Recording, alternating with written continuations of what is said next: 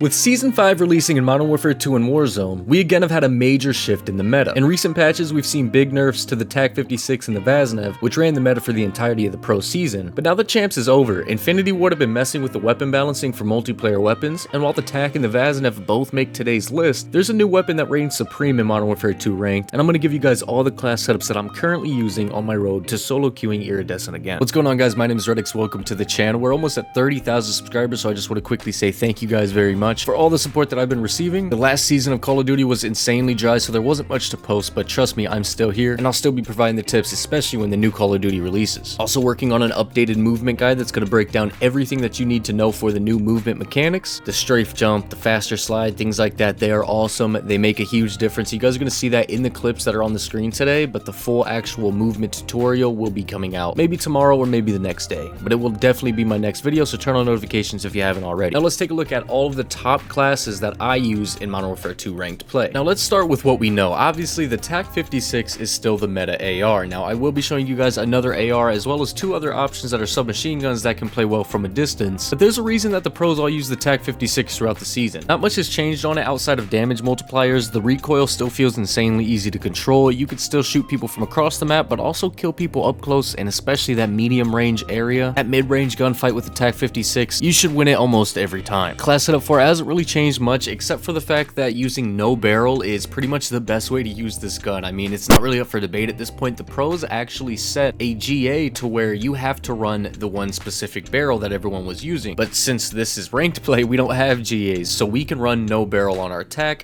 and it makes it to where it's a lot more viable up close. So if you weren't aware of that, go remove your barrel from the TAQ, and you can copy this class right here. I'm also going to try and give you guys an idea of when to use certain guns. So with the TAQ56, if you're spawning in solo queue, look at your teammates. If you have two teammates running the TAQ56, there's really no need to use it unless you're on Himmelmat Expo, and even then I don't recommend 3 ARs. But if you load in and you see that your teammates aren't running an AR, you're going to need to pull out this TAQ, and you're going to need to set up on some power points and make sure you hold down a lot of different lanes. This gun makes it easy on you, just make sure you know when to use it. Now next up is the OG Vaznev, and the Vaznev again was meta for pretty much the whole year. Now recently there have been some changes to guns like itself and the other SMGs, which is why I don't think it's the best submachine gun in the game anymore. If you're strictly up close and personal, this is probably the best submachine gun in the game, but when it comes to being versatile, there's other options that now top it. But we'll get into that in a second. Let's talk about when we should use the Vaznev, and here's the class setup. By the way, I know a lot of people think 4 attachments, well, you're wasting it. You got an extra attachment slot, put on a barrel, put on a magazine. Those are the biggest mistakes that I see people make in the earlier ranks. In a game like Call of Duty, every millisecond counts, and if you're putting on a red dot sight or something just because you have an extra attachment available on the Vaznev, now my gun's gonna scope in faster than yours, and if we get into a gunfight, I'm probably gonna win it. Assuming we see each other at the same time, shoot each other in the same spot, my gun's gonna be shooting before yours is, which is why it's important never to add that 5th attachment. If you're playing against a team that has a very good setup on something like hardpoint or even control, and you need to get in up close to get them out of there, it's gonna be good to use the Vaznev. I think the best example is on Breenberg Hotel. If you're gonna be up top bedroom or bottom bedroom trying to control that area, you're gonna wanna run the Vaznev because up close, it's gonna get the job done. But if you wanna kill someone at the other end of the catwalk on Hotel with the Vaznev, it's not gonna be as easy as it was earlier in the year. Now, it is still a very good gun, easy recoil to control, so you can beam people from a distance, but it's not going to be quite as easy, and like I said, there's other guns that are just better options there. So I don't have much to say about the Vaznev. I really don't use it anymore, but I included it in the list because it does have a spot here still in the meta. Next up is the MP7 of the Vel-46, which in my opinion is the best weapon in the game. It's what I've been using, and I think I'm like 30-2 now or something since the new season came out. I have the most kills in every lobby, while I also have the most time on hard points, most captures in control. I'm planting and defusing bombs in search and destroy. This gun makes it easy to do everything on the map efficiently while staying safe from medium to long range fights. You could still make things work from there with this weapon. I don't think it's the best long range SMG in the game, but you don't really want a long range SMG in ranked. But if you do, I have another gun for you right after this. The MP7 has made grinding this iridescent solo grind very, very easy on me because most people don't realize that it's meta. They think it's just one of those niche weapons that people like Shotzi use because they're really good. In reality, the numbers back it up that the MP7 is now better than the Vaznev, the MX9, the P90 in multiple different categories on each weapon. It really is the best gun in the game, and if you can't tell by the clips, then just go ahead and go try it yourself, and I guarantee you won't look back. Anytime I was using a TAQ56, if my team needed it and we started to lose, I would just switch to the MP7 and go mix things up, and it just works every time. So here's the class setup for this Vel-46. Make sure you put exactly what I have on it on your class as well, if you want, at least in my opinion, the best version of it. Now, if you put some other attachments notes on it, it might not work out and you might not think it's very good. So at least give mine a try before you switch things around. I really want people to try this weapon. I think it's super fun. It's honestly, it's kind of rejuvenated ranked for me. I got bored with it because there haven't been any new rewards.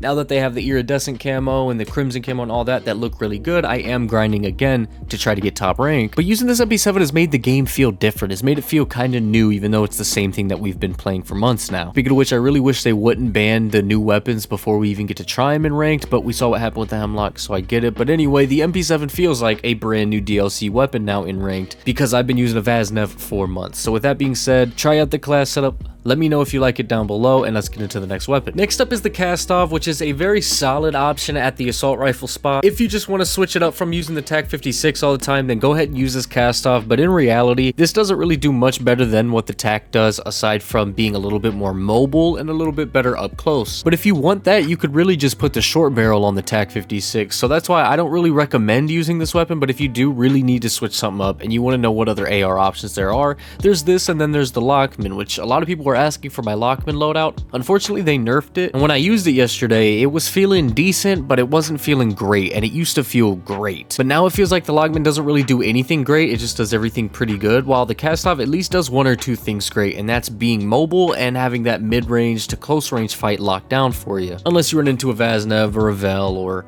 a plethora of other options that are better. I put this in the top 5 just to have a second AR option, but in reality, the only AR you should really use is the TAQ56. But again, if you just can't get that gun down for some reason, it's not working for you, try out the Kastov. It's pretty decent, which is not a good selling point. So yeah, let's get into the next one. Now, last up, we have the FSS Hurricane, which is another weapon that a lot of people really wanted to be good, probably just because it has a cool name, but it just never was until recently. Now, Season 5, they finally gave it a decent buff. The gun by default has 50 bullets in the magazine, so all it needed really was a decent amount of mobility and a little bit more damage. And now that it has that, this is the best long-range submachine gun in the game. Now, it does bounce a lot. You're gonna have to practice that recoil control. Obviously, you can use this weapon to kind of switch things up, but if you need an actual reason to swap weapons, the main reason you should use this gun is if you find yourself reloading a lot during gunfights. If you're in a situation where you play hardpoint and you try to break into a hill often, but a lot of times maybe you're missing shots and all of a sudden you're out of ammo and there's still one or two more guys in there, maybe try the Hurricane because it has the 50 bullets by default and you don't have to sacrifice speed to use that. If you add an extended magazine onto the Vaznev, it kind of makes it just feel really sluggish. The Hurricane, you don't need to add an extended mag and it already has really good mobility. But if you're pretty good at the game and you can shoot straight, I would honestly recommend MP7 and then the Vaznev second up when it comes to SMGs. I think the Hurricane's a great option for people whose accuracy isn't great and they run out of ammo a lot during intense situations, because outside of that, I would still probably rank the P90 above this, maybe even the MX9, probably not though, because that gun seems to have bloom wherever you're aiming, the bullets just don't seem to land there. So if you're wondering about a gun like the MX9 that did just recently get a buff as well, that's why it's not on this list. It's my favorite gun in Warzone. I love the way the gun looks and feels. It's just that in ranked, you'll be shooting someone about 10 meters away and you'll think you're aiming right at them and your bullets will be missing. So that's why it didn't make the list. And at the end of the day, Call of Duty is usually dominated by just one weapon from each category, and I think if this is how it was at the start of the season, the MP7 would have been the go-to submachine gun, and it may have even been a 3 SMG meta with how good the MP7 is from a distance. Let me know what you guys have been using this season. Did I kind of overlook anything on this list? Because I haven't tried every single weapon. I just tried the ones that got buffed and nerfed, and this is what I came up with as far as my top 5 go. Link in the description goes to my second channel called Redix Retreat, where I'll be doing the same exact video except for Warzone ranked weapons or Vandal. I might do every single different mode, I'm not sure yet, but if you are a Warzone player, make sure you check it on the second channel. I'm working on my solo to iridescent grind right now, and at the end of it, I will have an entire video, which I'm not sure, it could be anywhere from 10 to 20 to 30 minutes long, or even an hour plus, I'm not sure, but it's going to showcase my journey on how I went from solo starting out. I think this season I started in platinum,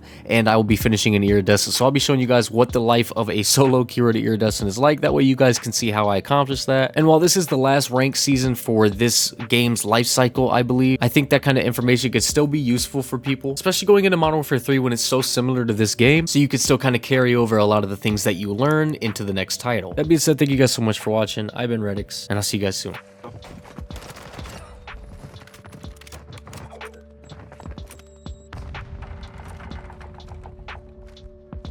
He's sniping all the way behind garden. Nice. Last one's sniping. Last one's sniping. Stand by to detonate. Nice. Oh, There we go. 4 kills. That's wild. Nigga just got an ace.